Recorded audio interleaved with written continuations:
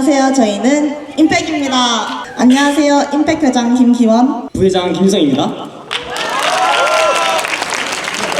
올해 임팩의 주요 활동 내용은 장벽을 넘어서입니다. 장벽은 자국 중심적 행동의 의미를 지닌 상대에 대한 배타적 대응입니다. 미국이 멕시코와의 국경에 장벽을 쌓았고 이스라엘이 가자 지구를 장벽으로 막았습니다. 그리고 우리나라는 휴전선으로 북한과 교류가 단절되었습니다. 우리는 장벽과 분쟁에 대해 탐구하던 중 올해 6월에 있었던 이스라엘-이란 전쟁을 접했습니다. 이 전쟁을 통해 국제 질서 내의 장벽이 어떻게 강화되는지를 알아보았습니다. 그리고 이를 통해 향후 한반도와 국제사회의 평화 가능성이라는 궁극적 목적에 도달하고자 합니다.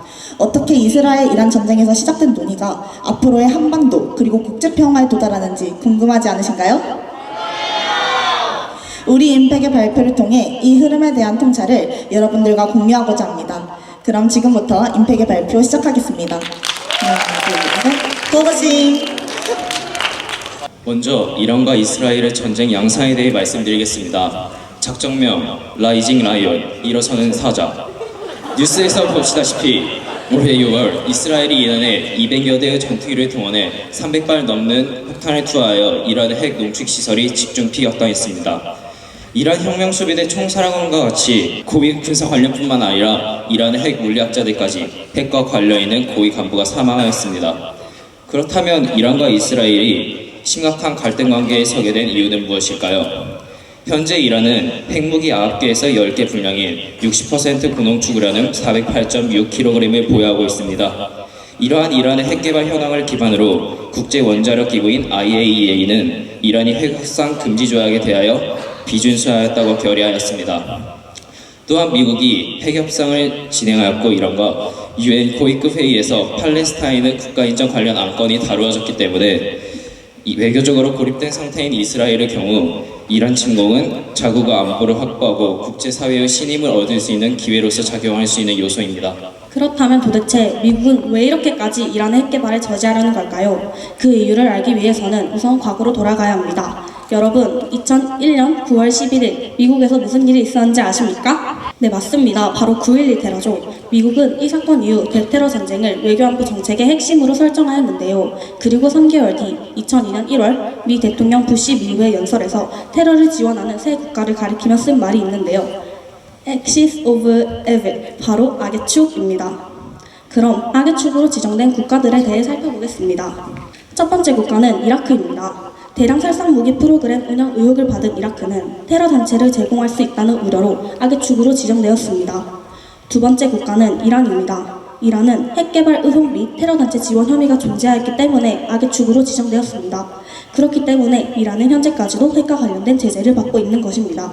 그런데 여기 여러분들에게 익숙한 마지막 나라가 하나 있습니다. 바로 북한입니다. 북한 또한 대량 살상무기 보유, 핵 개발 가능성 및 추진 등의 이유로 악의 축으로 지정되었습니다. 여기서 이란과 북한의 공통점을 살펴보았습니다. 그 결과 두 국가 모두 악의 축으로 지정된 이유 중 핵 개발이 포함되어 있었습니다. 그리고 두 국가가 국제사회에서 핵 제재를 받고 있다는 것 또한 공통점이었죠. 그렇다면 악의 축으로 규정된 이란과 북한은 어떤 핵 제재를 받고 있으며 그러한 제재에는 어떤 공통점과 차이점이 존재할까요? 우선 이란의 핵 제재에 대해 살펴보겠습니다. 국제사회의 이란 핵개발 제재를 위한 규제의 핵심 목표는 여러분 모두 PPT 자체 상단 위에 있는 핵심 목표 밑에 문구 한번 읽어봐 주시겠어요? 네, 브레이커 타임은 이란의 핵무기 제조를 위한 고농축 우라늄 확보에 걸리는 시간을 말합니다. 국제사회는 우라늄 확보에 걸리는 시간을 최소 1년 이상으로 늘려 이란에 대응할 군사적, 외교적 시간을 벌고자 하였습니다. 자, 그럼 먼저 UN 차원의 제재부터 살펴보겠습니다. UN 안전보장이사회는 2006년 7월 안보리 결의를 채택한 이후 이란 핵 미사일 관련 품목 수출 금지 등의 제재를 가했습니다. 또한 2010년 6월 안보리 제재 1929호를 결의하여 핵 개발 관련 단체에 대한 국제금융 거래 금지 등 규제 조치를 가했는데요. 2016년 안보리 결의 2231호로 기존의 대이란 제재 조치들을 해제하려 했으나 2025년 유엔의 대이란 제재가 복원되었습니다. 즉, 기존 안보리 제재가 자동으로 복원되는 스냅백 및 감시 시스템이 복원된 것입니다. 그러나 이란 외교부는 2025년 10월 포괄적 행동계획 JCPOA와 유엔 안전보장이사회 결의 제2231호의 기한이 만료되었다고 주장하며 핵 계획과 관련된 모든 제재가 종료된 것으로 간주되어야 한다고 밝혔습니다. 이어서 미국의 대이란 제재입니다. 미국 정부는 2008년 테러단체 지원 혐의를 들어 이란의 금융기관에 대해 대달러 거래 금지를 고의자로 하는 경제 제재 조치를 발동하였으며 2010년에는 미국 정부가 지정한 이란의 블랙리스트 은행 및 기업과 거래하는 외국 은행에 대해 미국 금융 시스템과의 거래를 차단하는 조치를 취했습니다. 2015년 트럼프 대통령은 JCPOA를 체결하였음에도 강경한 대이란 정책을 이어나갈 계획임을 밝히며 2018년 핵 합의 파기를 선언한 뒤 대이란 정책의 제재를 두 단계로 나누어 복원을 시작했습니다. 이러한 이란에 대한 핵무기 개발 제재는 계속해서 시행되고 있는데요. 도대체 이란의 핵무기 수준이 어느 정도까지 올라갔길래 이렇게나 제재를 가하는 것일까요? 국제원자력기구 IAEA의 2025년 5, 6월 보고 분석에 따르면 이란의 전체 농축 우라늄 지구는 약 9,200kg 수준으로 2015년 JCPOA 상한의 수십 배에 달한다고 합니다. 옆에 있는 그래프를 봐주시기 바랍니다. 뒤에 있으신 분들은 안 보일 수도 있으니까 제가 한번 몸소 이 그래프의 변화 양상을 보여드릴게요. 이 JCPOA가 체결하기 직전에는 이렇게 이란의 우라늄 핵무기 보유량이 올라가다가 JCPOA, 이란과 미국의 체결이 그거 된 이후에는 갑자기 탁 떨어졌습니다. 그 이후에는 진전이 없다가 지금 보시면은 오른쪽 보시면은 기하급수적으로 최근으로 들어오면서 점점 늘어나고 있는 모습을 보일 수 있을 것입니다. 또 이중 핵무기를 제조할 수 있는 60%의 농축 우라늄은 핵무기 10개분을 넘는 양을 확보한 것으로 평가됩니다. 옆에 보시다시피 이론적으로 약 42kg 정도의 60%의 농축 우라늄당 핵폭탄 한 발을 만들 수 있기 때문에 이란이 현재 여러 발 분량의 핵무기를 만들 수 있는 능력을 가진 것으로 평가됩니다. 다음으로 북한의 핵 제재에 대해 말씀드리도록 하겠습니다. 국제사회는 미국과 유엔의 안전보장이사회를 중심으로 대북 제재를 강화해왔습니다.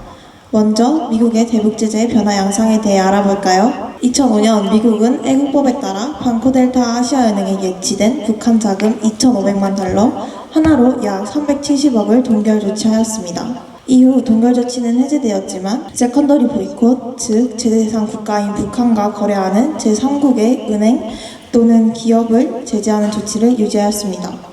다음으로는 유엔이 가한 핵 제재입니다. 유엔은 안보리 결의문을 통해 규제를 하였는데요. 주요 결의안으로는 북한의 제1차 핵실험에 따른 1719호, 제6차 핵실험에 따른 2375호, ICBM 대륙간 탄도미사일 발사 실험에 따른 2597호 등이 있습니다.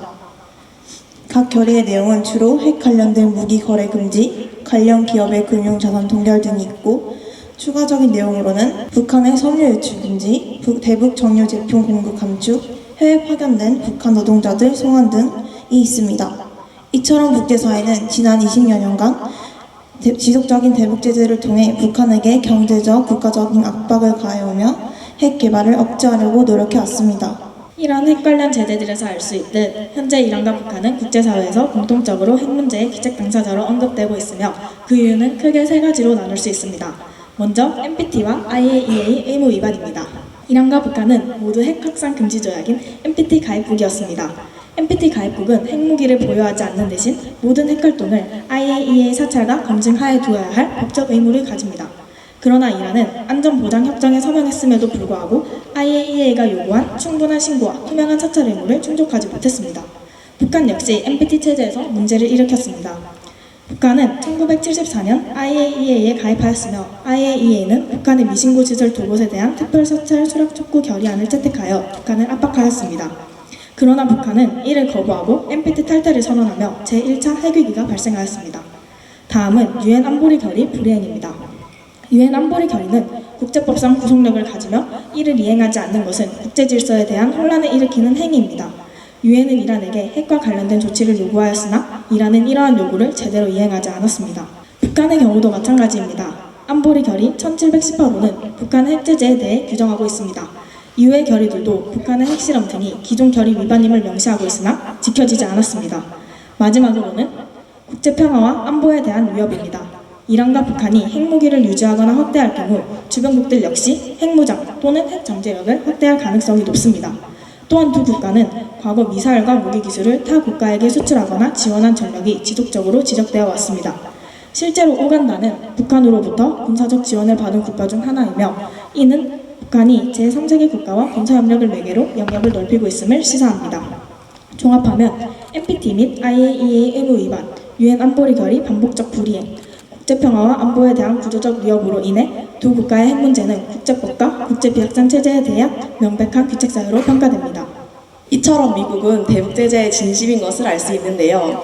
그렇다면 이러한 행위의 이유는 무엇일까요? 미국의 한반도 전문가는 이런 행위는 북한의 불법 행위에 책임을 물리기 위함이며 도발 규탄과 추가 위법 행위 방지를 통해 북한의 3대 세습 제도에 타격을 가해 무기 프로그램과 억압적 통치 체제 전반에 영향을 주기 위함이라고 합니다. 이는 협상 조건을 완화하여 아래부터 협상에 나가는 바이든 전 대통령의 바텀업 방식과는 완전히 상반되는 톱다운 방식으로 최고 지도자와의 직접談判을 통해 합의를 도출하는 방식으로 평가됩니다.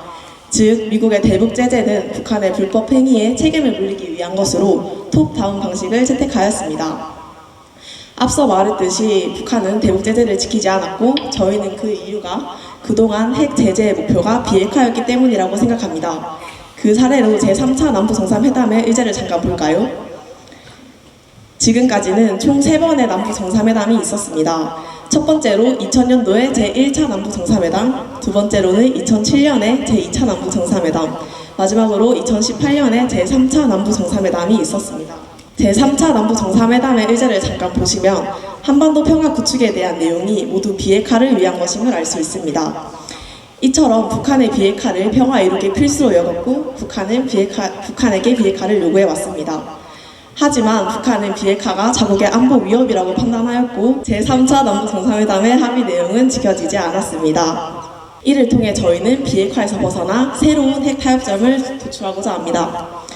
지금까지의 남북정상회담은 모두 민주당의 후보가 정권을 잡았을 때 성사되었습니다. 이에 앞으로 제4차 남북정상회담과 그에 이어 제3차 북미정상회담이 성사될 것이라고 생각하여 제4차 남북정상회담과 제3차 북미정상회담에 대해 예상해 보았습니다. 제4차 남북정상회담의 주요 지향점은 북한의 적대성을 해소하고 평화와 관련된 대화로 북한을 유도하여 북미 정상회담의 토대를 마련하는 것입니다. 저희는 이 지향점에 도달하기 위해 독일의 통일 사례를 이용하였는데요. 여러분, 독일이 어떻게 통일되었는지 알고 계십니까? 독일의 사례를 보면 동과 서를 각각의 독립된 민족으로서 상호 인정하고 존중하며 평화 공존 체계를 구축하였습니다. 이처럼 남북 관계도 독일처럼 평화 공존을 목표로 설정하였는데요. 이를 바탕으로 저희가 예상한 제4차 남북 정상회담의 주요 의제를 말씀드리겠습니다. 먼저 가장 핵심인 사항은 북핵 문제입니다. 국제원자력기구인 IAEA에서 지난 8월 발표한 보고서에 따르면 북한 영변에 우라늄 농축 시설로 추정되는 건물이 신설되었으며 북한이 이 시설을 통해 우라늄 농축 활동을 확대할 가능성이 있다고 밝혔습니다. 그러나 현재 NPT 탈퇴국인 북한에 강제적인 제재를 가하는 것이 불가능한 상태이기 때문에 저희는 제4차 남북 정상회담에서 북한의 우라늄 농축 제한을 요구하여 핵무기 개발 가능성을 낮추고 더 나아가 이를 감시하기 위해 IAEA를 모티브로 한 남북합동 감찰단을 신설할 것을 제안할 것입니다. 이 남북합동 감찰단은 상호 감시 체계이기 때문에 남북 간의 신뢰의 상징이 될 수 있습니다. 다음으로 저희는 북한과의 보건 협력을 제안할 것입니다. 언론 보도에 따르면 북한에도 현재 자체적인 의료 체계는 갖추어져 있으나 국가적인 투자가 부족하다 보니 의료 기술의 발전과 현대화가 느리고 시설 노후화 문제가 심각하다고 합니다. 따라서 저희는 북한의 보건 협력을 제안하여 북한 시민들에게 인도적 차원의 지원을 제공할 것을 약속합니다. 마지막은 납북자 문제입니다. 현재 대통령실의 공식 입장에 따르면 탈북민 3명과 우리나라 국민 6명이 간첩죄 등의 혐의로 북한에 억류되어 있다고 합니다. 저희는 이런 납북자 문제가 오랜 기간 지속되어 온 만큼 납북자의 빠른 송환이 가장 중요하다고 판단하였습니다. 따라서 저희는 이 정상회담을 통해 북한과의 식량자원 제공 거래에 대한 논의를 시행함으로써 이를 신속히 실현하고자 할 것입니다. 저희는 이 4차 정상회담이 통일지향 특수관계를 통한 남북평화 공존의 미래를 달성할 수 있을 것이라고 기대하고 있습니다. 나아가 저희는 제4차 남북 정상회담이 제4차 북미 정상회담의 발판이 될 것이라고 예측했는데요. 따라서 저희는 3차 북미 정상회담에 대해서도 예측해 보았습니다. 그에 앞서 먼저 1, 2차 회담의 내용에 대해 간략히 말씀드리겠습니다. 제1차 북미 정상회담에서 포괄적으로 제시된 한반도 비핵화 원칙을 실천하기 위해 제2차 북미 정상회담, 즉 하노이 회담이 추진되었습니다. 제2차 북미 정상회담은 상징적 합의에 그쳤던 1차 회담과 달리 북한의 실질적인 비핵화 조치가 본격적으로 요구된 회담이라고 할 수 있습니다. 제2차 북미 정상회담의 주요 쟁점은 영변 핵시설 폐기의 대가로 어느 수준의 제재 완화가 가능한가라는 문제였습니다. 북한은 영변 핵시설 폐기를 주요 비핵화 조치로 인식하여 이에 대한 대가로 유엔 안전보장이사회의 제재 결의 가운데 경제와 주민 생활에 직접적인 영향을 미치는 일부 제재 해제를 요구했습니다. 그러나 미국은 영변 외 플루토늄 및 우라늄 농축 시설 폐지까지 보다 포괄적인 비핵화 조치를 요구하였습니다. 이러한 과정에서 미국이 이에 동의하지 않아 합의문 채택은 결렬되었으며 이로써 제2차 북미 정상회담은 구체적인 합의를 도출하지 못한 채 종료되었습니다. 다만 하노이 회담의 합의 실패는 잘못된 합의를 피함으로써 장기적 협상의 토대를 마련하였다고 바라볼 수 있습니다. 이 회담을 통해 북미 양측의 실제 요구 수준과 협상의 한계가 처음으로 분명하게 드러났으며 각국이 명확한 입장을 드러냄으로써 더 이상 부분적인 비핵화와 제한적인 제재 완화가 유효하지 않은 방식임이 확실해졌습니다. 하노이 회담은 분명한 합의는 없었으나 정상 간 대화의 틀이 유지되었고 군사적 긴장으로도 즉각 이어지지 않았기 때문에 북미 관계가 과거의 대립적인 관계처럼 바로 돌아서지 않았음을 알 수 있었고 이는 향후 협상 재개의 가능성을 고려해 볼 수 있다는 점에서 긍정적인 평가를 받고 있습니다. 2019년 베트남 하노이에서 열린 제2차 북미 정상회담에서는 북한의 비핵화와 북미 관계 개선에 대한 논의가 이루어졌으나 두 국가 간의 의견 차이로 인하여 결렬되었습니다. 저희는 이러한 결과의 이유가 북한의 비핵화에 집중했기 때문이라고 생각하였습니다. 이에 새로운 핵 타협점을 도출하여 국제평화에 근접해질 수 있을 것이고 또한 제4차 남북 정상회담 이후 북미 관계에도 변화가 일어날 것이라고 생각하여 제3차 북미 정상회담에서는 완전한 비핵화를 요구하기에 앞서 현실적인 타협점을 모색하는 방향으로 논의가 진행될 것이라 유추하였습니다. 첫 번째 의제는 북핵 문제입니다. 미국은 제2차 북미 정상회담에서 북한의 전체적인 핵시설의 폐쇄를 요구하였습니다. 그러나 이번 회담에서는 기존의 핵 제재를 완화하는 방향으로 입장을 조정할 것입니다. 이에 미국은 장거리 미사일 발사 금지라는 새로운 조건을 추가할 수 있을 것입니다. 두 번째 의제는 한미연합 관련입니다. 북한은 핵에 대한 압박이 가해질 시 안보 보장이 어렵다는 이유로 주한미군의 철수를 요구할 것입니다. 이에 미국이 주한미군의 약화를 고려할 가능성은 있으나 주한미군은 중국에 대한 견제수단이므로 완전한 철수가 이루어지기는 어렵다고 판단됩니다. 마지막으로 신뢰 구축을 위한 북미연락사무소 설치가 논의될 수 있습니다. 이는 위기 상황 발생 시 소통 창구로 활용될 수 있으며 북한이 국가안보적 측면에서의 안정성을 주장하는 근거로서 작용할 가능성이 매우 큽니다. 이와 같이 저희는 1, 2차 북미 정상회담에 대해 탐구해보며 제3차 북미 정상회담에서는 비핵화 요구가 아닌 북한의 새로운 안보 방안 구축이 논제가 될 것이라고 예측해보았습니다. 마지막으로 회담의 내용에 기반하여 저희가 구상한 외교 이론에 대해 설명해드리도록 하겠습니다. 두 정상회담을 분석해보며 서로의 주장을 완충해 합의점을 찾는 것이 중요하다고 생각했습니다. 그래서 이는 완충주의라는 새로운 외교 이론으로 이루어졌습니다. 완충주의는 각국이 자신의 이익을 최우선으로 하여 타국의 입장을 수용해 타협점을 찾는 외교 이론입니다. 이를 바탕으로 한반도의 평화에 대한 일을 남북이 주도적으로 이끌어가면서 북미 정상회담의 토대를 마련하기 위해 제4차 남북 정상회담 이후 남북미 정상회담의 개최를 위해 제3차 북미 정상회담까지 예상해보았습니다. 이 완충주의 토대로 아까 말씀드렸던 걸 요약해보자면 제4차 남북 정상회담의 경우 남북의 이익에 기반해 타협점을 도출할 것입니다. 남한은 군사적 긴장과 적대구도 완화, 북한은 체제 불안 완화와 실질적 이익 확보가 상호간 추구하는 이득입니다. 그래서 저희가 생각한 타협점은 북한의 우라늄 농축 제한과 북에 대한 의료 지원입니다. 남북의 입장에서 타협점을 찾으면 남북의 평화 공존으로 이어질 수 있을 것입니다. 제3차 북미 정상회담의 경우 북미의 이익에 기반해 타협점을 도출할 것입니다.